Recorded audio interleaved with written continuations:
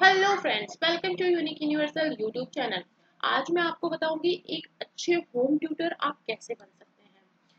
आपको अगर अच्छा होम ट्यूटर बनना है तो आपको किन किन चीज़ों का ध्यान रखना पड़ेगा, वो बहुत मस्ट है।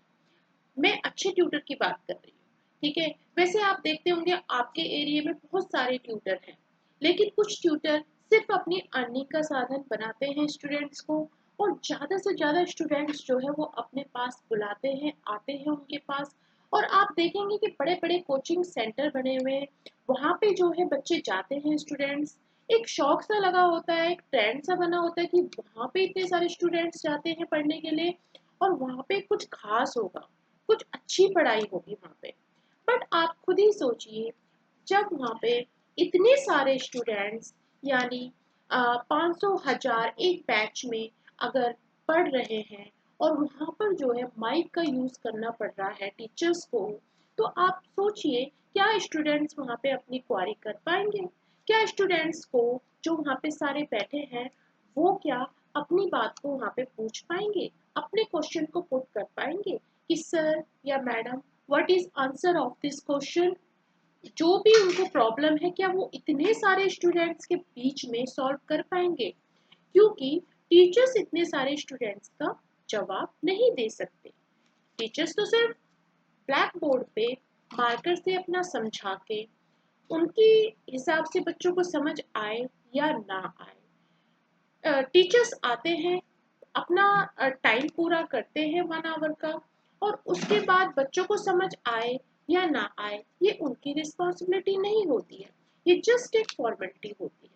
बट मैं होम ट्यूटर्स की जहाँ तक बात करूँ, अगर आप शुरू करने वाले हैं होम ट्यूशन, या आप हैं ऑलरेडी, तो मैं आपको सजेस्ट करती हूँ कि अगर आप अपने बैच में स्टूडेंट्स को रखते हैं, बच्चों को, तो आप 10 से ज़्यादा ना रखें। और ऐसा भी ना करें कि आपने 5th क्लास के भी बुला लिए एक बैच में, 10th के भी बुला लिए, और 9th के भी बुला लिए। अगर आप तीन तीन क्लासेस के बच्चे जो है एक ड्यूरिंग वन पीरियड, आप एक समय में अगर आप हैंडल करोगे अपना टाइम सेव करने के लिए, तो फिर इससे बच्चों को अच्छी एजुकेशन, अच्छी समझ नहीं आ पाएगी।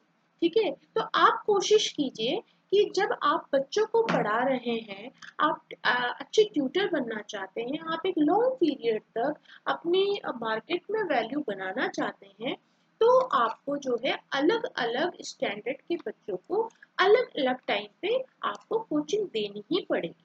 ठीक है, तो अगर आप इकट्ठा सबको बुला देते हैं, तो इसमें सबको डिस्टरबेंस होगा, और इससे किसी की भी समझ में ज़्यादा कुछ नहीं आ पाएगा।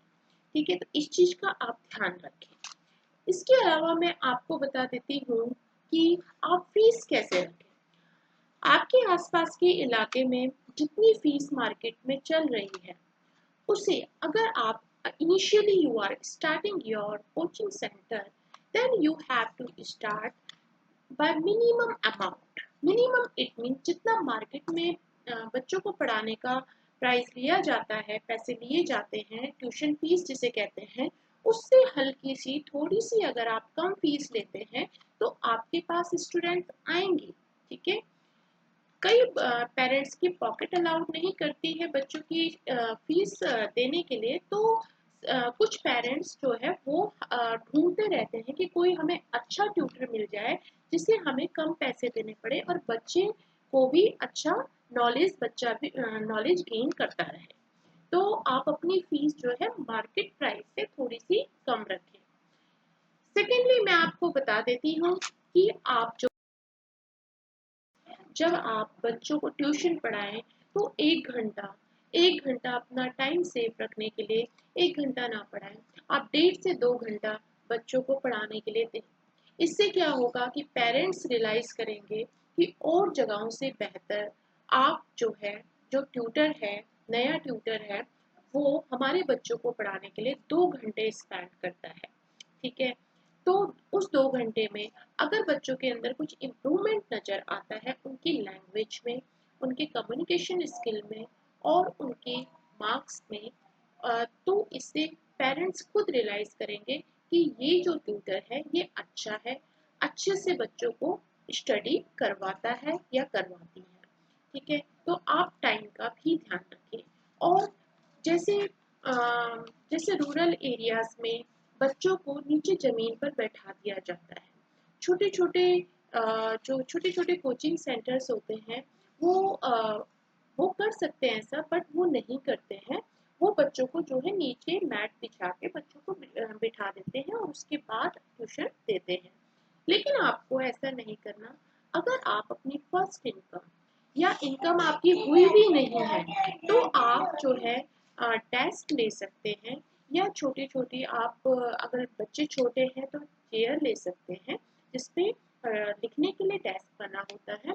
और इस अगर 300-400 रुपए में एक चेयर ऐसी अवेलेबल हो जाती है, तो अगर आप इनिशियली 2 या 3 आप इस तरीके से लगा देती हैं तो बच्चों को बैठने में कंफर्टेबल होगा।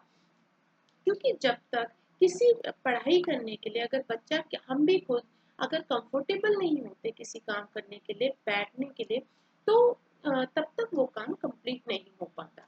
तो उसके लिए डेस्क का यूज करें, चेयर्स का यूज करें। बच्चा जब कंफर्टेबली बैठेगा, लिखने के लिए उसे टेबल मिलेगा, तो बच्चा जो है कंफर्टेबल जोन में रहेगा। और उससे वो घर में आकर अपने पेरेंट्स को बताएगा कि मेरे ट्यूशन में तो ये सब फैसिलिटीज है और वहाँ पे मुझे कोई प्रॉब्लम नहीं है। तो आप थोड़ा सा इन्वेस्टमेंट करके एक अपनी अच्छी रेपो बना सकते हैं। इससे धीरे धीरे आप खुद रियलाइज करेंगे कि आपके पास आपने क्या क्या किया। आपने थोड़ा सा टाइम बढ़ा दिया, 1 घंटे की जगह आपने 2 घंटा बढ़ाया। आपने और लोग जो कई लोग मैट में बच्चों को बिठाते हैं, आपने डेस्क का यूज़ किया, चेयर्स का यूज़ किया। आपने अपनी फीस बेहतर होते हुए भी आपने मार्केट में जो प्राइस चल रहा है बच्चों को पढ़ाने के लिए, उससे आपने अपनी फीस को कम रखा। और आपने जो है अपने बैच को सीमित दायरे में रखा। आपने ज़्यादा अर्निंग के लिए उसमें ज़्यादा बच्चे नहीं बिठाए। तीसरी चीज, आपने जो है सारे के सारे बच्चों को, सारे स्टैंडर्ड क्लास के बच्चों को इकट्ठा मर्ज नहीं किया। तो अगर आपके अंदर ये सारे प्लस पॉइंट्स आ जाएंगे तो definitely you will be a good tutor. ठीक है, तो मैंने आपको आज बताया कि कैसे आप एक अच्छे ट्यूटर बन सकते हैं, और ऐसी इंफॉर्मेशन मैं आपके लिए लाती रहूंगी। इसके लिए आप मेरा चैनल सब्सक्राइब कर दें और साथ में बेल आइकन दबा दें और साथ में लाइक भी कर दें। Thanks for watching my video. Thank you very much.